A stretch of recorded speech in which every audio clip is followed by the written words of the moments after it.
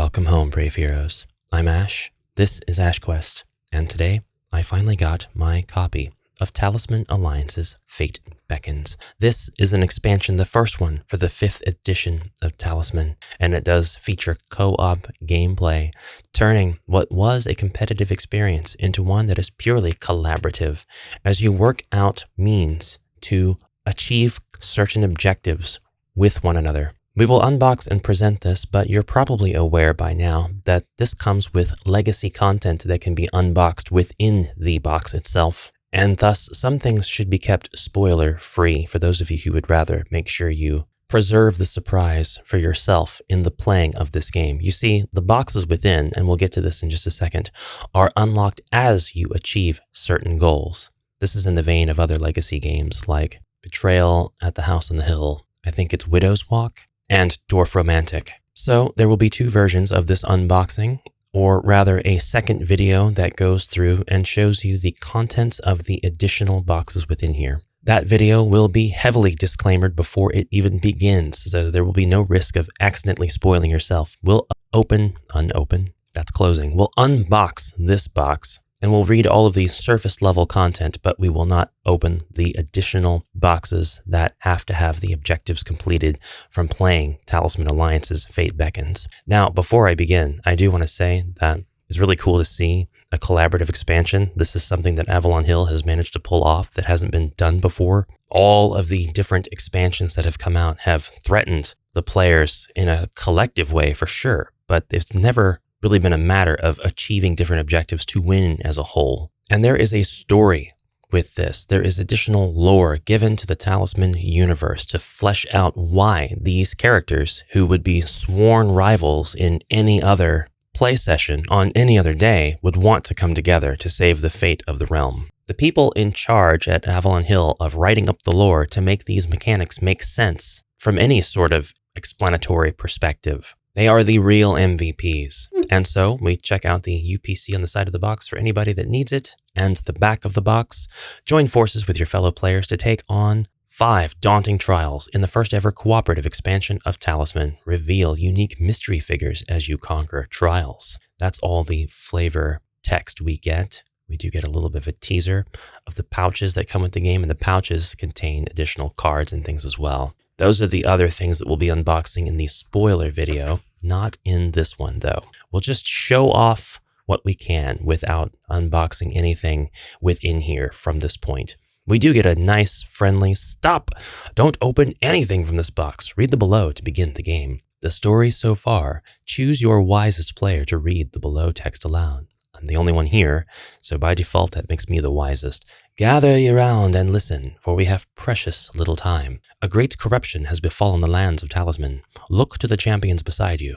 Though you were once sworn foes, eager to sabotage one another in your unrelenting quest for the crown, you must cast such ambitions aside. The fate of the world is in peril, and only if you band together as one do we stand a chance against the mysterious villains that have emerged in the wake of this madness. Heartfelt heroes you may not be, but you shall don the title until your trials are complete. For the sake all that is good. For the sake all that is good, the proofreaders at Avalon Hill are not the real MVPs. Venture forth in true alliance. So what's different about Talisman Alliances? Cooperative play? How to win. Instead of claiming the crown of command for yourself, you'll bury talismans in the places of power, unseal the portal of power, and defeat the adversary of each trial. Trials? Overcome all 5 trials to complete the game. As you complete trials, you'll open envelopes and boxes and discover mystery cards and figures to add to your game, and shared fate. Pool your fate tokens together and share resources amongst each other. After all, you're in this together. I think that this is a fantastic thing to have. Kind of converts the game into more of sort of a contemporary Warhammer Quest sort of experience. It's got nothing to do with that, but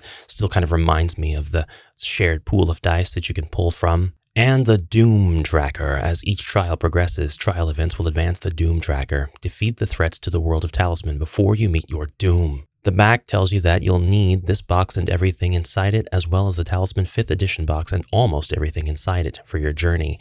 And the next steps are to prepare your play area by following the setup on page 6 of the Talisman Alliance's rulebook. That is here. We have all of the rules that we need with some very interesting artwork within and a picture reference of everything that comes with the game. The introduction to Trial 1 or the Quick Start is here. And if we continue on, We'll eventually get to spoiler content, so I won't go too far in this rulebook, but this does explain the cooperation and countering another hero character. This does remove the option to attack your fellow heroes. You can freely exchange any number of agreed upon objects and gold. You cannot exchange followers, but you cannot attack your fellow players. There are some addendums here to unsealing the Portal of Power. When you begin each trial, the Portal of Power is sealed and can't be opened by the usual methods of forcing or picking the lock. To unseal the Portal of Power, you must place 2 talismans on places of power, the 4 corner spaces in the outer region: tavern, village, city, and chapel. Once you've placed the second talisman, the Portal of Power is unsealed.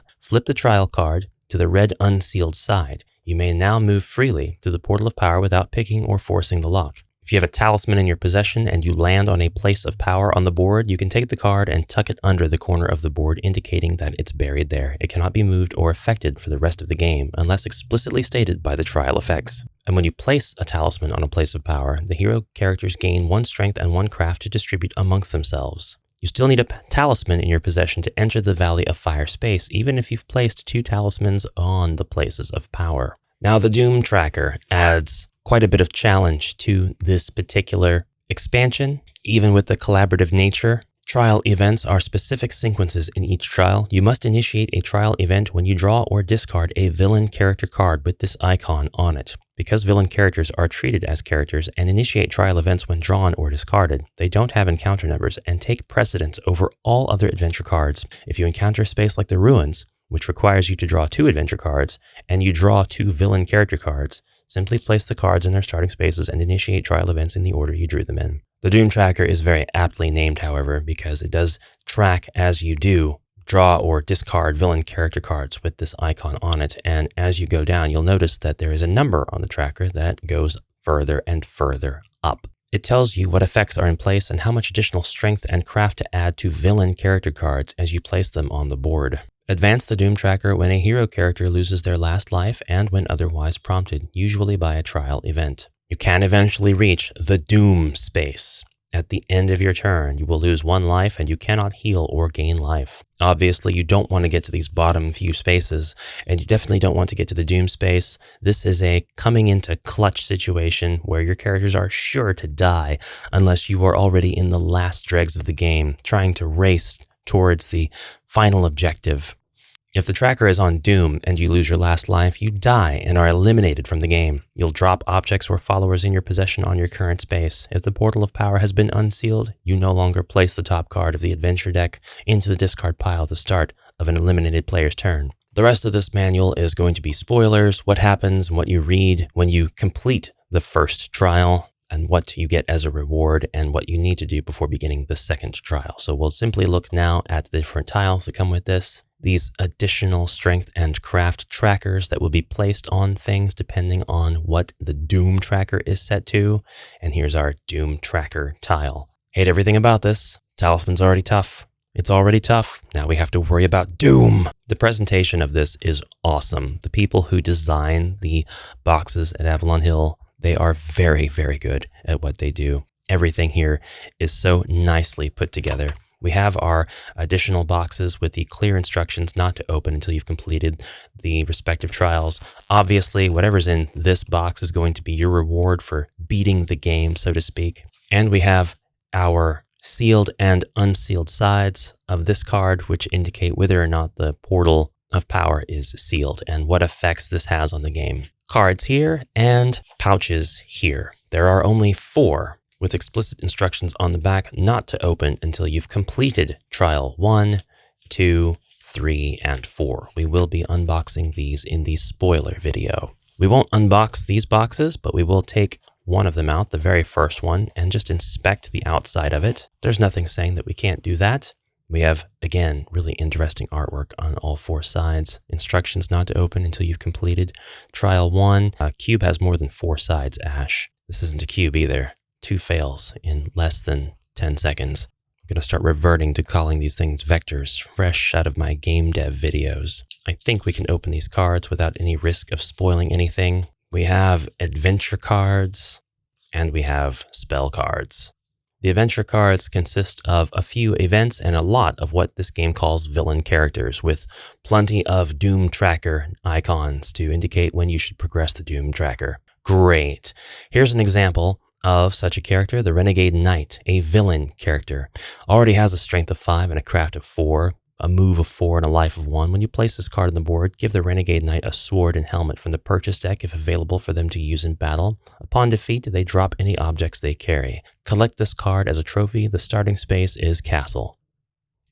Great challenges await you. I'd like to look at just one of the event cards, the Vow of Sacrifice. A sacrifice is demanded. You must either advance the Doom Tracker 1 space or lose 2 lives. After you make your choice, discard this card. Great. Now we'll look at one of the spells.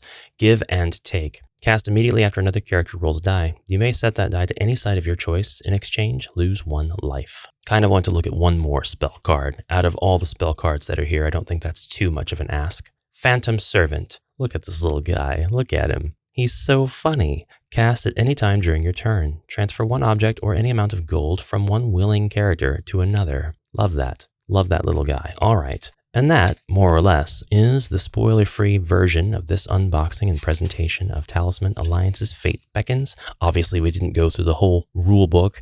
We didn't go into the finer details of how to use this with the game system. I feel like an explanation on villain characters, though, is warranted.